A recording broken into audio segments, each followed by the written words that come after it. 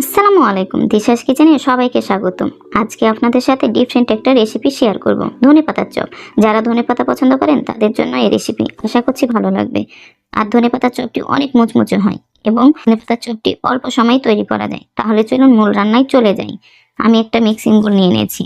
Mixing বোলে দিয়ে দিচ্ছি বেসন। আমি এখানে 2 চামচ বেসন দিলাম, 1 চামচ চালের গুঁড়া, 2 চামচ কর্নফ্লাওয়ার, 1 চামচ বেকিং পাউডার, দিয়ে দিচ্ছি 5 ফোড়ন, জিরে গুঁড়া, মরিচের গুঁড়া, হলুদের গুঁড়া, লবণ স্বাদ মতো, আদা রসুন বাটা 1/2 চামচ, পেঁয়াজ বাটা 1/2 চামচ। এখন শুকনো উপকরণগুলোকে ভালোভাবে মেখে নিতে হবে। হালকা হালকা পানি দিয়ে এখন একটা ব্যাটার তৈরি করে নিব। আর ব্যাটারে যদি আপনি একবারে পানি দেন তাহলে কিন্তু এর ঘনত্বটা বোঝা যাবে না, তাই হালকা হালকা পানি দিয়ে একটা ব্যাটার তৈরি করে নিতে হবে। বুঝতেই পারছেন একটু পানি লাগতো, তাই আমি পানি দিয়ে দিলাম। ব্যাটারটা কিন্তু হয়ে গেছে। আমি আপনাদেরকে ব্যাটারের ঘনত্বটা দেখিয়ে দিচ্ছি। ঘনত্ব এরকম থাকতে হবে। আমি এখন চুলার উপর একটা ফ্রাই প্যান দিয়ে দিচ্ছি আর দিয়ে দিচ্ছি সয়াবিন তেল। আর অবশ্যই এটা ডুবন্ত তেলে ভাজতে হবে। তেলটা গরম হয়েছে কিনা আপনাদেরকে আমি বেসন দিয়ে দেখাচ্ছি। দেখেন আমার তেলটা গরম হয়ে গেছে, তাও মাত্রই উপরে ভেসে যাচ্ছে। আর এটা হচ্ছে ধনেপাতা। ধনেপাতাগুলোকে ভালোভাবে ধুয়ে একটা জালিতে নিয়ে নিয়েছিলাম।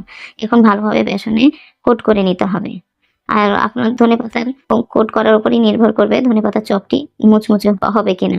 যতটা সুন্দর করে আপনি কোট করতে পারবেন ততটাই আপনার ধনেপাতার চপটি মুচমুচে হবে। আমার কোট করা হয়ে গেছে, আমি দিয়ে দিলাম তেলের উপর। আর অবশ্যই তেল মিডিয়াম গরম থাকতে হবে, জালটা রাখবেন মিডিয়াম আছে। আমি সেম প্রসেসিং আপনাদেরকে আরেকটা কোট করে দেখাচ্ছি। আর এই ধনেপাতার চপটা আপনি একটা বড় ফ্রাই প্যানে কিন্তু ভাজবেন, যেন পুরোটা ধরে যায়। আর না হলে পরে আপনার যদি ছোট হাতে দেন তাহলে পরে কিন্তু ওই ধনেপাতার চপের সাইজটা সুন্দর আসবে না।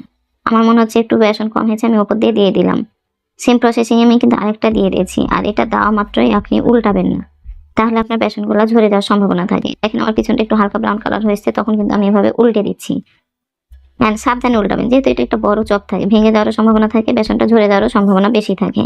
আর ধনেপাতার চপটা এপিট ওপিট করে ভেজে নিতে হবে, তাহলে অনেকটা ক্রিপসি হবে এবং মুচমুচে হবে, দেখতেও ভালো লাগে। দেখে কি মনে হচ্ছে না চিকেন ফ্রাই, কিন্তু খেতে হবে ধনেপাতার চপ। আমি এপিট ওপিট করে কিন্তু ভেজে নিয়েছি, ব্রাউন কালার চলে এসেছে। আমি এখন এরকম একটা ছাঁকনিতে উঠে নিচ্ছি। অবশ্যই ছাঁকনিতে উঠাবেন, তাহলে এক্সট্রা তেলটা কিন্তু ঝরে যায়। আমার ধনেপাতার চপটা কিন্তু ভাজা হয়ে গেছে।